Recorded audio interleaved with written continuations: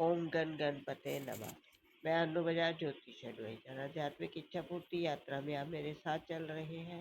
शिव महापुराण की कथा में 17वां अध्याय सुन रहे हैं।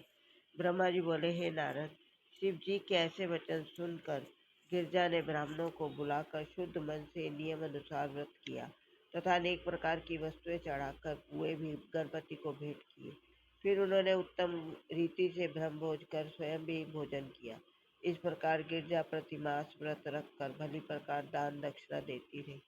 जब 1 वर्ष पूरा हो गया तो उन्होंने दान दक्षिणा आदि देकर एक वर्ष उत्सव का आयोजन किया, जिसमें बहुत गाना बजाना हुआ। व्रत पूर्ण होने के पश्चात गिरजा अत्यंत प्रसन्न हुई। उन्होंने शिव जी की ओर बारंबार देखा। तब शिव जी ने उन्हें अपनी माया जानकर अपने हृदय से लगा लिया। फिर गिरजा का मन रस समझकर शिव जी ने चंदन के वन में, जो उस पर्वत पर था जहाँ सुख की संपूर्ण सामग्रियां उपलब्ध थी, जाकर गिरजा के साथ विहार किया। तब गणपति उस स्थान पर ऐसा स्वरूप बना कर आए कि वे बहुत भूखे प्यासे, नंगे, दरिद्री, श्वेत केश, मस्तक पर श्वेत तिलक लगाए, महादीन को एक शब्द बोलते हुए, दांत मैले कुचैले, हाथ में डंडा लिए, बहुत दुर्बल थे। वे दुखियाते हुए शिवजी से बोले, शिव तुम क्या करते हो? 7 दिन से हमने कुछ नहीं खाया, सो हम बहुत भूखे हैं, हमें भोजन चाहिए, करा कर जल पिलाओ।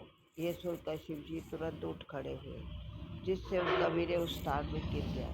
गिरजा भी तुरंत उठकर अपने वस्त्र पहन शिवजी के साथ द्वार पर आई। उन्होंने ब्राह्मण को प्रणाम किया तथा बड़ी स्तुति की। शिवजी उससे इस प्रकार बोले, हे ब्राह्मण, तुम्हारा नाम क्या है? हमारा सौभाग्य जो तुम यहाँ पधारे। इस समय तुम यह अतिथि रूप में हमारे यहाँ आए हो।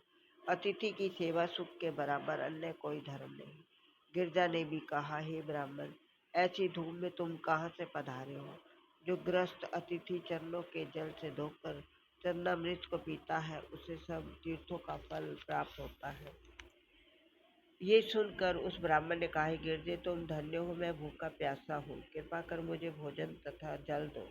गिरजा ने उसी समय ब्राह्मण को उत्तमोत्तम भोजन कराए। भोजन कराने के पश्चात ब्राह्मण ने तृप्त होकर प्रसन्नतापूर्वक कहा, हे गिरजे, तुम्हारी कामना पूर्ण हो, तुमको संसारी रीति विरुद्ध ऐसे पुत्र की प्राप्ति हो जो गर्भ से उत्पन्न ना हो। ये कहकर वह ब्राह्मण अंतर ध्यान हो गया। तो तदुपरांत वे शिव जी गणपति शिव गिरजा के शैया में जहाँ वीर्य पड़ा था, मुख्य रूप से प्रकट हो, बालकों के समान करोड़ों सूर्य की ज्योति धारण किए, करोड़ों कामदेव के समान सुंदर शरीर धारण किए, चंपा के समान हाथ पांव तथा कमलवत कोमल अंगों वाले शैया में इधर उधर फिर रहे। हे नारद, जब शिव एवं गिरजा ने देखा तो वह ब्राह्मण एकदम अंतर ध्यान हो गया।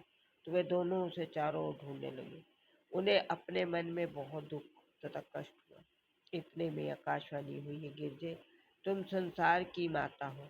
वे ब्राह्मण रूपधारी स्वयं गणपति थे। वे तुम्हारे व्रत से प्रसन्न हो अब शिशु के समान तुम्हारे बिछोने पर पड़े हैं। तुम उन्हें जाकर देखो, योगी उनका ध्यान करते हैं। वे तुम्हारे पुत्र हुए, अब घर में जाकर आनंद मनाओ। यह आकाशवाणी सुनकर गिरजा प्रसन्न होकर मंदिर में गई। वहां देखा एक अत्यंत सुंदर बालक हंस हंस कर शैया पर खेल रहा है। गिरजा ने तुरंत ये वृतांत सब शिवजी को सुनाया। हे स्वामी, आप शीघ्र चक्र कर देखें, गणपति के व्रत